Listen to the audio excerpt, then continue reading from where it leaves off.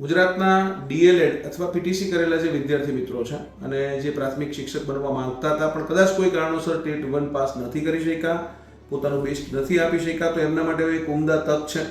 ગુજરાત સરકારની અંદર આવનારા સમયમાં બહુ જ મોટું રિટાયરમેન્ટ 1 થી 5માં છે, તો તમારે આ વખતે ટેટ 1 પાસ કરવાની છે. જો તમે ટેટ 1 પાસ કરો છો તો તમે જે પીટીસી કર્યું હતું, તમે જે ડીએલએડ કર્યું હતું એ સાર્થક થવાનું છે. તમારું જે સરકારી શિક્ષક બનવાનું સ્વપ્ન છે એ સાર્થક થવાનું છે.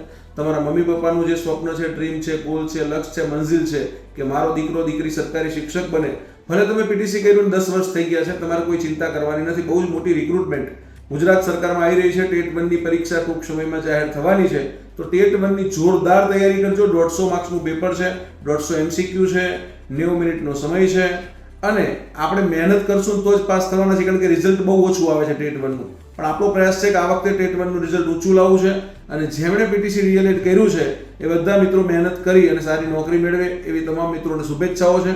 All the best, best of luck. જય હિન્દ, જય ભારત, જય જય ગરવી ગુજરાત.